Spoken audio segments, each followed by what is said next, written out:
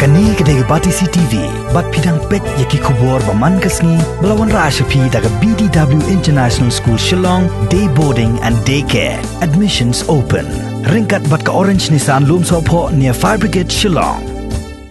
Ka Nyotrap Youth Council Nehu Unit kalapha daga jingtho pakarpan. Ya ki bor penia jong school ba North Eastern Hill University bakin perkhat lem daga pelong yak examen daga bentai samla puli postgraduate but undergraduate ki bahap ni khon ya ki back paper ne ki subject bala phel ne ki subject baki la phel u president ke HYC Nehu Unit uba yarab bhathik shangret ha ga jing kran ba Batisi TV lokan tu ki bor penia jong school ba North Eastern Hill University bakin perkhat lem ru ya ki samla puli ki brang hap bani khoni ki back paper na mar kumba kalong menta ka school ba Nehu kala pulong ya ke jing tho examen ka ban salong hau risau arajar arpho tang na ka benta ki khna regular Away kalau pelong ini bersim yang ini isu pada nomor bar, ini dia bersuatu kerana lada kita ek final paper lada kita don kita papers kita jompi lada mula banyak lek lang kami juga popor pelong ini banyak ek kata ki jadi results kita biang but kawan bu je hambun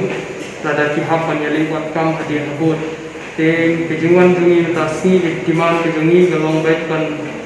pelong ini examination as soon as possible kita belum dalam ada yang ini exams kita belum nama apa kerja keren kalau baca MHRD kalau kuat man pelong no ini examination type of final year students but hari ini ke jing ong jong MHRD lah ong ba kuat baik tambah le suatu ini regular paper te mila sutu yang jing batai jong COE Nampak nak koi pot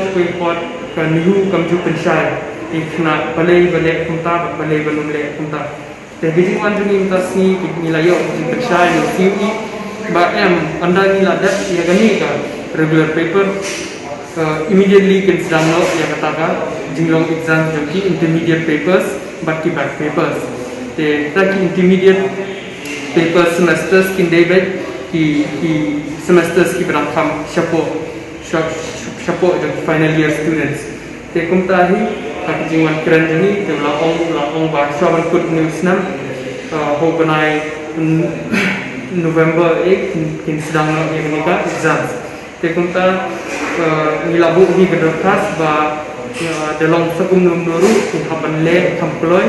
kanang ba kini ke exams kim devan sange studenti ba habayo results kim devan yo lang hujung kuat but final year students jom kini ke back papers. Tekum tahi HYC Nehu Unit